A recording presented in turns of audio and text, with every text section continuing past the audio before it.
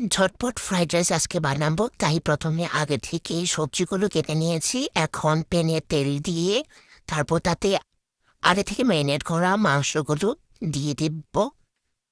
তারপর এটাকে কতক্ষণ ভেজে নেব। আল্লাহ, লড়তেছেই না। আচ্ছা, একটু গরম হোক। হ্যাঁ, এখন ঠিক আছে। এখন কতক্ষণ 2-3 মিনিটের মতন ভেজে নেব। এখন কুচি করে রাখা পেঁয়াজ, রসুন, কাঁচামরিচ দিয়ে দিলাম। এখন আবারও 2-3 মিনিট ভেজে নেব। তারপর কুচি করে রাখা সবজিগুলো দিয়ে দেব, একটার উপর একটা দিবেন, দেখতে সুন্দর লাগবে। তারপর নাড়তে থাকবো যতক্ষণ না সবজিগুলো চিমাই যায়। সবজিগুলো চিমাই গেছে। এখন মধ্যে একটা গর্ত করে এটার মধ্যে দিয়ে দিব একটা আস্ত মুরগির ডিম। তারপর সেটাকে গুটাই নেব, গুটিয়ে গুটিয়ে সেটাকে ভেজে নেব। তারপর আগের থেকে সিদ্ধ করা পোলাও চাল দিয়ে দিলাম। এর মধ্যে অল্প সয়া সস, অল্প গোলমরিচের গুঁড়ো আর অল্পখানি চিনি দিয়ে দেব।